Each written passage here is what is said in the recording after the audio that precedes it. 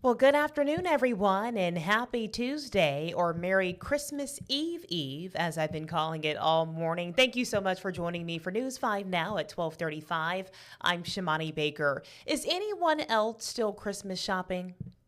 I am. Drop in the comment below if you are still Christmas shopping. We had a time lapse earlier from yesterday of shops at Bel Air and folks going in and out of the mall. And y'all, there are so many people who are getting those last minute gifts. And I'm not judging because same here. I've yet to go Christmas shopping. But no worries, I'll get that done before Christmas, hopefully. I certainly thank y'all for being here this afternoon. It doesn't feel like Christmas is here. It's 2 days away and it's super warm and sunny. But you know what? As Jean Nodar said, I will take the sunny, clear skies over the gloomy, rainy days any day. So there you have it. We are keeping an eye on a number of stories for you this afternoon. Let's get right to it. Brought to you by Green and Phillips Injury Lawyers, covering news from your neighborhood and around the world. News 5 Now starts right now. Well, if you've joined us before, you know the drill. We always start off with our big stories for the afternoon. Number 5, the Florida Department of Transportation expects the flying car program to be ready by the end of next year. Search and development are underway at the Sun Tracks in Auburndale, Florida. The program aims to reduce traffic along major highways by transporting small groups of people in electric vertical takeoff and landing vehicles. Number 4. The Mississippi Highway Patrol is boosting patrols this holiday season. The travel period kicked off at 6 o'clock this morning and will end on midnight on Friday. MHP says there will be high visibility patrol units and safety checkpoints to ensure drivers are adhering to traffic laws and to watch out for impaired drivers. Number 3. The Alabama Law Enforcement Agency is also boosting patrols during the holidays with its 12 Days of Safety campaign. Aaliyah's campaign will run through January 1st and features a daily countdown to safety on social media. Captain Jeremy Burkett says it is important to have a plan, wear a seatbelt, and follow the law. Whether you are the passenger or the driver, Burkett says it's especially important to pack your patience. That means giving yourself enough time, even extra time, when traveling to see family. The agency says they will maintain a strong enforcement presence throughout the holiday travel period. Number 2. This local 2-year-old continues his recovery months after he was shot in the head while sleeping. The toddler was sleeping on the bed next to his mother in June when bullets flew into the Pritchard home around 1 a.m. Cash survived with her fractured skull, part of which was removed to release pressure off of his brain. He is set to have an exam January 12th to see whether doctors are ready to do the next surgery, where they will replace that part of his skull with a plate. Until then, Cash is back to playing with his brothers and enjoying the things he loved before the traumatic injury. And as you can see, he's running here with that football. He loves to play with his brothers. Seeing this video really made my day. I'm so glad that he was able to make a recovery after that tragic situation, guys. I can't say it enough. The senseless violence has to stop. I mean, a 2-year-old. Look at this baby. He's so sweet. And the mom and the family is such in high spirits. And I can only imagine what they've had to go through. So my heart goes out to them. Number 1 this afternoon. A News 5 update involving a chase that ended in a crash over the weekend in Midtown Mobile. Police tell us 52-year-old Jason Sims died after the car he was driving crashed into a tree on South Fulton Street and then caught fire Saturday night.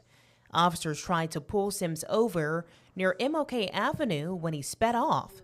Sims died at the scene while the passenger remains in stable condition. We're going to switch gears here and talk about our question of the day. Today, that question is, what is your favorite Christmas dessert? Now, here's the thing. I don't think there's specific desserts for specific holidays, but I will say this much. Anything in the form of a pie, apple pie, sweet potato pie, pecan pie, I'm here for it. I'm here for it. What about you? If you're watching us live, what is your favorite Christmas dessert? Larry says, reading these comments, I have gained 29 pounds. All of them sound like Christmas to me. Ho, ho, ho. Merry Christmas.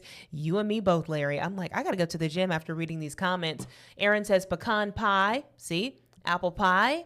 Carrot pie is another good one. Red velvet cake, y'all.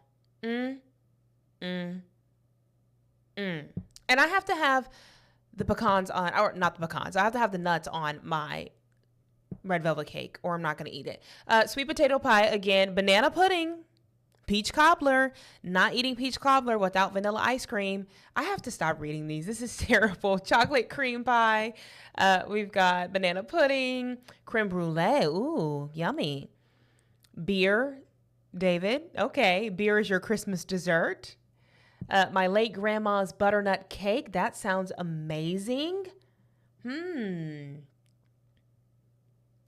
I like this Ritz crackers filled with peanut butter and dipped in white chocolate. That sounds delicious. Here we have the infamous Christmas cake.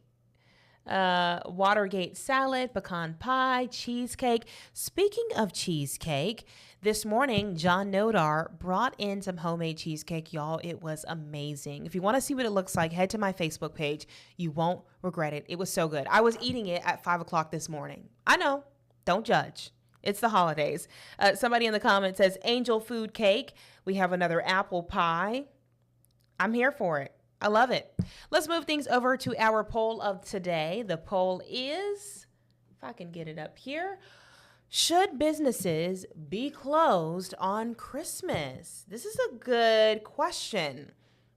I saw some people with some really great dialogue in the comments earlier. 133 people say yes, 12 people say no, 5 people say I have no opinion. Let's see what the comments say. Right here, Jennifer says, those who are insisting on yes clearly do not know or care about, I wouldn't go as far as say care about, but clearly do not know that military and their families in temporary lodging have no way of cooking their own meals. Good point. First responders with nowhere to go while they are on shift, those who do not celebrate Christmas, those who don't have family, friends nearby to spend the day with. I think that's a valid point, right? Like, you know, most of us were thinking everybody should be home for the holidays, but unfortunately, that's not the reality for a lot of people. And so those stores and gas stations that are open, we certainly appreciate it, especially our men and women in service, right? Like, they have nowhere to go. Their families are not around. They're working hard to keep us safe. And I know they really appreciate the folks who are open on Christmas Day. Dean says, I believe everything should be closed for Christmas. Things can close and be okay. COVID was proof of this.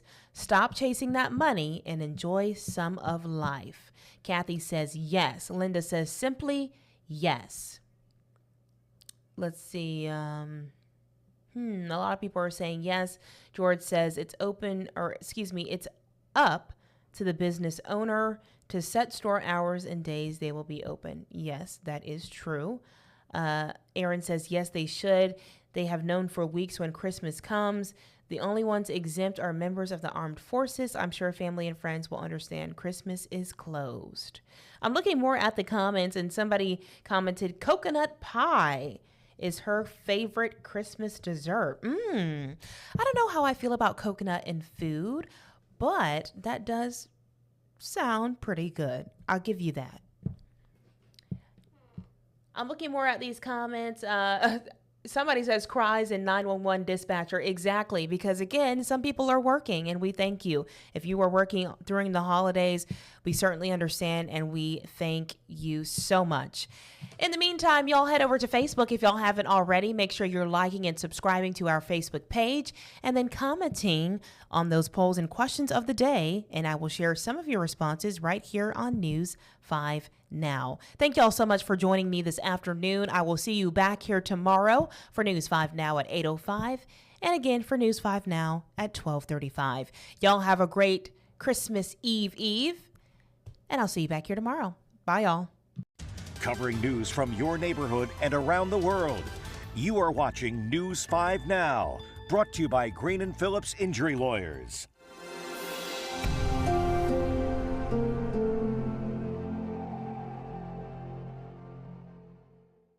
In the courtroom, the judge knows best, and this judge does too.